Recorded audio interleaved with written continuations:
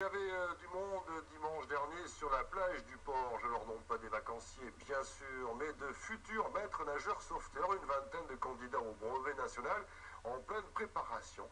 Et comme a pu le constater Olivier Saint-Faustin, le niveau d'exigence est très élevé, preuve à l'appui donc. J'ai ma balle, je sprint jusqu'à la première frite, je reviens.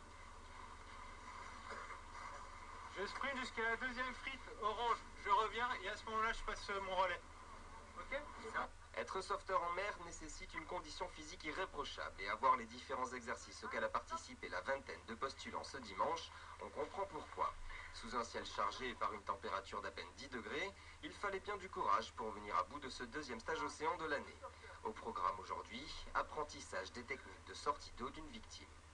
Et là, tu vois ta main, tu la passes ici. Ouais. Tu viens passer ta hanche devant, clac, comme ça, et là c'est parti. Et là on avance. Donc là on leur a présenté les bases à sec, ils sont en train de s'entraîner également à sec avant de les mettre ensuite à l'eau. Et s'il n'est pas évident d'entrer dans cette eau à 15 degrés, en sortir une victime inconsciente n'est pas non plus de tout repos. Sortir des mecs de 70 à 80 kilos, c'est un peu dur pour nous. Ouais. Vu qu'on a pas trop de force. Ouais, c'est dur, puis il y a les vagues et tout, on s'en prend dans la figure, mais bon. Sauf que là on fait vraiment la victime inconsciente qui bouge pas et qui se tortille dans tous les sens, donc c'est pas évident. Pour être un bon sauveteur en mer, il est important déjà d'être à l'aise dans l'eau.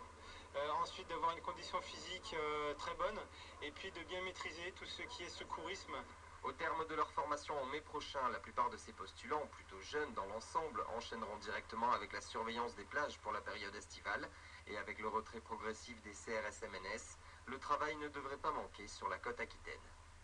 Chez vous cet indice pour la météo de demain, regardez plutôt, ça va se mettre